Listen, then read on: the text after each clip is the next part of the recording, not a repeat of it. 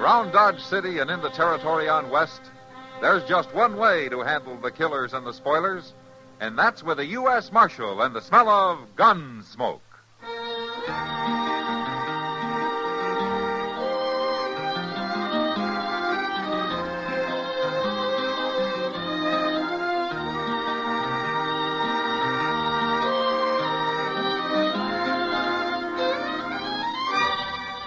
Gunsmoke, starring William Conrad.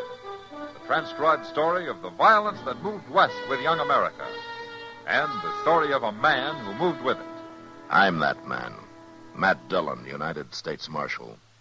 The first man they look for and the last they want to meet. It's a chancy job, and it makes a man watchful. And a little lonely.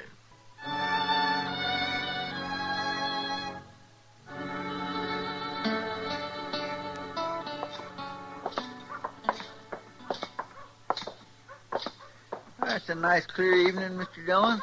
It'll be cold before morning, though. Maybe old Doc ain't too far wrong. Oh, what about? Well, he claims winter's coming early this year. He claims we'll have snow before the end of the month.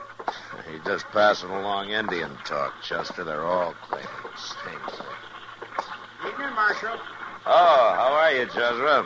Miss Cobb? How do, Marshal? Chester. Evening, ma'am. Get up there. You do declare, Mr. Dillon, that ain't the most dilapidated old buggy I ever seen anywhere. Jezra believes in getting full value out of things. Making do, as he calls it. Yeah, let's get something to eat, huh? Well, now, eating is something I get full value out of. Yeah, I know. Well, let's sit over there by the window. That team of Jesuits could do with some eating. The way their bones are sticking out. Jezra figures fat on a horse is a sign that grain's being wasted. Well, you shortly, Marshal. Okay. You must figure the same thing about women. Miss Cobb's bones were sticking out some, too. He probably works her half to death. Has to run a farm that size without any hired help. Well, they sure do keep to themselves. People just don't take to Jezra much. He's got a pretty cold way about him. But it's hard to say what she's like. That poor lady don't even open her mouth less than he tells her she can. Plain mousy, that's what she is. What are you figuring to eat, gents? Well, what do you got? Stewed beef and boiled greens. I guess that's what we'll eat, huh, Chester? All right, I'll bring it right out. Boiled greens. Boiled Jimson weed more than that. What? Hey, that was up the end of the street, Mr. Dillon. Yeah, come on, Chester.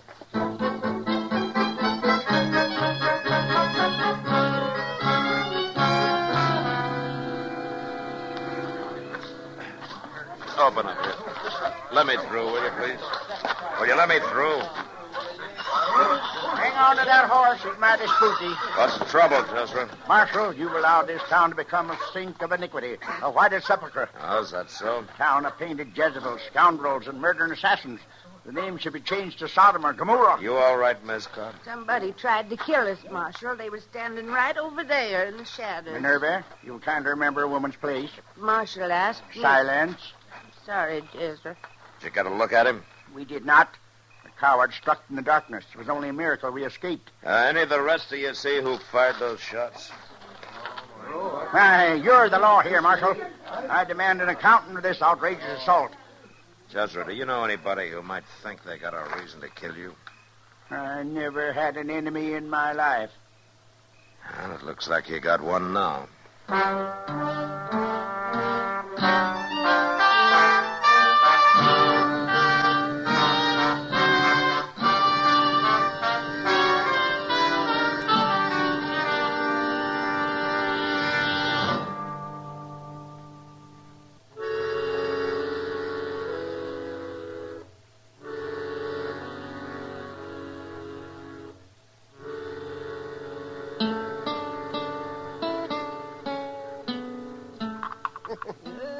Put a little more sugar in here. That should fool Mrs. Putnam. Well, hand me that pill mold, will you, Matt?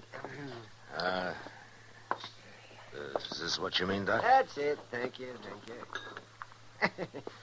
Well, I got to make this prescription look real authentic. Oh, what do you mean? These are fooling pills. Got nothing in them but sugar and some chalk and a little gum araby to bind them. So that's the kind of medicine folks get from you. Oh, no, it's the kind old Mrs. Prudlin gets. Long as she figures they help her, that's all that's necessary. At least they don't do her any harm. Nothing wrong with her anyhow, except in her mind. There we are. We'll let that sit a while and dry, and then... Oh, say, you found out yet who fired those shots at old Jezra Cobb? No, Doc. Not a hint. That's a funny thing, Matt. I don't think I know a soul in Dodge that likes old Jezra. Yeah, I know, Doc. But nobody really hates him either. They just stay clear of him as far as they can. Yeah, that's just it. He just isn't the kind of a man to rouse up strong feelings in anybody, good or bad. Well, he must have roused some in whoever tried to kill him or kill her. I don't even know for sure which one they were after, him or his wife. You busy, Doc? Huh? Oh, well, come right in, Kitty. Hello, Kitty. Matt, what are you doing here? Well, he's hiding from Jezra Cobb. What? Don't mind, Doc. I'll step outside, Kitty. Oh, no, don't go, Matt. I just wanted to get something for a headache, Doc. Oh, it's too bad. Well, dip yourself some water there. Here are some pills I just made up, Kitty. Oh, now, Doc, you're not... The formula came straight from Boston. Well, if they can take care of this headache, they're miracle pills. That's exactly what they are. Here you are. You swallow a couple of those. Oh, thanks, Doc. I personally guarantee those to stop the world's worst headache in 1 minute flat. Yeah, they've done wonders for Mrs. Prudlin. Mrs. Prudlin. Pay no attention to him, Kitty. He's all upset over that shooting. Well, I could name a few people who aren't upset over it. Oh, which people? Some of the girls at the Long Branch. He drops in about 3 times a year. Jezra Cobb at the Long Branch? Old self-righteous Jezra. And every time it means trouble. He always drinks too much, and he bothers everybody. Bothers him how? By trying to reform him. And it's the girls who always get the worst of it. Now, who'd have thought it? He calls them painted Jezebels. Says he means to cure them of their transgressions. Of course, the only cure he seems to know is to grab a cane and beat the daylights out of any of them he can get his hands on. I didn't know Jezra was that bad. You ask some of the girls, Matt. Daisy or Billy Bell. Yeah, I will, Kitty. Doc, could I have some of those pills to take with me? Look, Kitty, Doc was just pointing... They're real good, Doc. My headache's all gone. What'd you start to say, Matt? Nothing, Kitty. Nothing.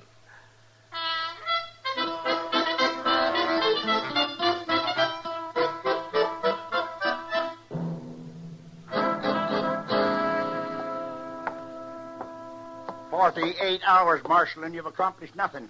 I demand legal action." You haven't helped things any by lying to me, Jezra. Lying to you. You told me you never had an enemy in your life, but 2 or 3 young ladies over at the Long Branch disagree with you. Dance hall girls. Maybe so, but I'd sure hate to have them looking at me over a set of gun sights. Abandoned. Painting their faces. Cavorting in public to the devil's music. And stay away if you don't like it before you get a bullet in your back. Wasn't the woman who fired them shots? A woman wouldn't have to fire them, Jezra. She could get a man to do it for her. Then why don't you jail them girls if they're plotting to kill me? I don't have any proof of anybody plotting anything. You're in league with the adversary, Marshal. You're aiding and abetting the forces of evil. Let me tell you something, Jezra. I'll aid and abet anybody's right to live his own life according to his own lights. As long as he's within the law. Mr. Dillon, Yeah, what is it? could I see you a minute? Yeah, sure. Yeah, what's the matter, Chester? Well, it's Miss Kitty. She wants you over at the Long Branch right away. Oh, what for? Well, it seems there's a fellow there that's been drinking real heavy, Mr. Dillon, talking too much. Oh? And Miss Kitty heard him say he'd been offered $300 to kill old Jezra.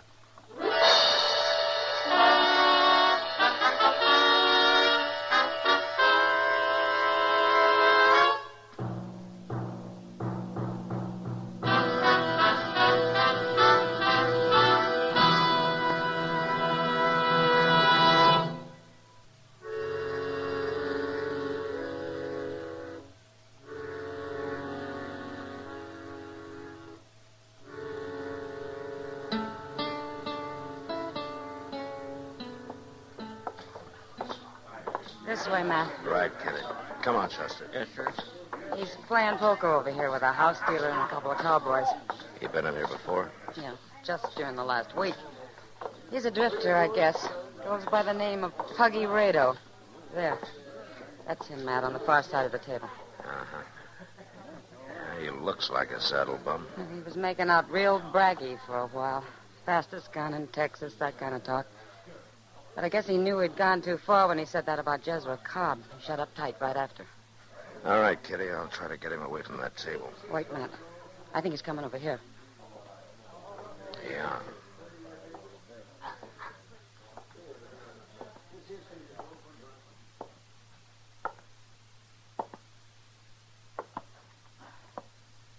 Reckon you're the marshal, ain't you? That's right, yeah. I reckon she heard what I said, sent for you. That's just what I figured she was doing. Stormy! Hold it, Marshal. You make one move toward that gun, and I'll put a bullet right in her back. You got your hands off me. Take it easy, Kitty. You tell her, Marshal. Tell her me and her is leaving now. And if anybody lays a hand on a gun, there's going to be a pretty corpse on the floor. Told you to let go. Take him out. Drop the gun, Rado. Not a chance.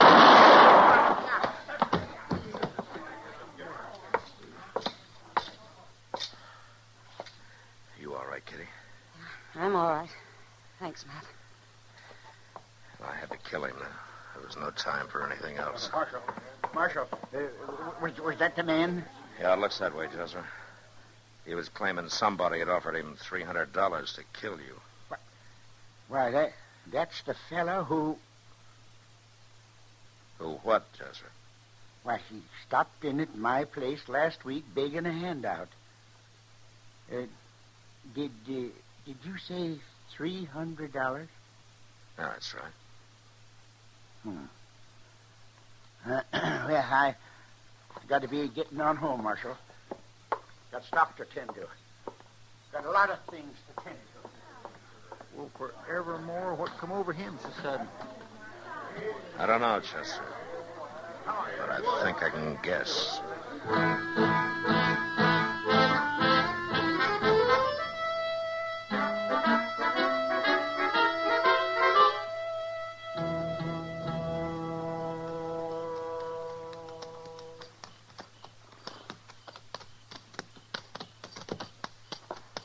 Come on, Chester. Yes, sir.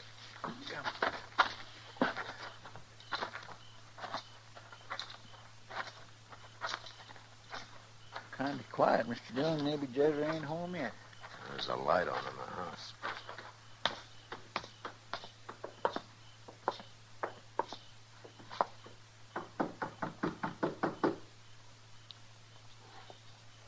That's a real proud barn yonder to be with such a poor-built house, ain't it? Yeah, it sure is. Good evening, Miss Cobb. I do, Marshal. Chester. Miss Cobb. Your husband get home yet, Miss Cobb? He's out there in the barn. Won't you come in and set a spell? Yes, we will, thank you. As a matter of fact, Miss Cobb, you're the one we rode out here to see. That's right kind of you, Marshal. Now, you two sit you down there at the table. Just this minute took a wild plum pie out of the oven. Well, no, thank you, Miss Cobb. Well, I don't often get to feed callers. You ain't going to deprive me of the chance. Maybe we could just taste it a little dab, Mr. Dillon. All right, Chester. I always had the impression that you were opposed to visitors, Miss Cobb. Oh, I love to have folks come. Jezra ain't never been one to encourage it. Oh, I see. The righteous must turn their faces from the world. For the world is the cradle of sin. That's what Jezra always said. There you are, piping hot. My gracious, that smells good. Well, eat hearty. There's plenty more, and it'll just go to waste. Jezra's never cared too much for plum pie. Miss Cobb, how long have you and Jezra been married? 27 years, Marshal. 27 years.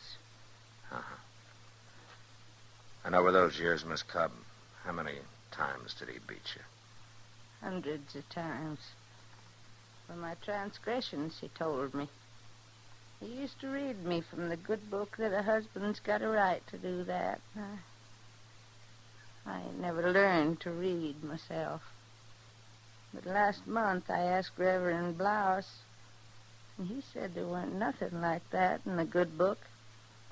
Well, maybe Jezra's got his own version. He lied to me, that's what he done. And if he'd lie about that, then, well, I reckon you know, don't you, Marshal? Yes, ma'am. About you offering money to that drifter who rode through here last week. That you hired him to kill Jezra. Yes, ma'am, I guessed it. Jezra did, too. Oh, I figured he did the way he acted in town. He come home and told me about you having to shoot the man. Then he asked me for our savings. And I got it for him. He sat down here and counted it. And when he seen it was the same as that fella had been talking about, $300, then he knowed for sure. What did he say? Oh, nothing much. He just sat here a while, smiling at me kinda in that cold way of his. His glory smile, I always called it. And then he got up and went out to the barn. And, of course, I knowed what he was going for. What do you mean? He was aiming to fetch a hickory stave. He always keeps some out there to mend fences. I declare, Mr. Dillon, a man like that ought to be, well... I think, ma'am, maybe I better go have a little talk with Jezra. Won't be no use, Marshal. Just won't be no use. I think it will, ma'am. Listen to me, Marshal. You're wasting your time. I'm trying to tell you. When he went to fetch that stave, I knowed what he was aiming to do. And I followed him out to the barn. Yes? I stood real close, Marshal, so I wouldn't miss. And I pulled the trigger 4 times. I put the gun there in the cupboard. I figured you'd be wanting it. Jezra ain't never gonna beat me no more. You sit right back down there and finish your pie.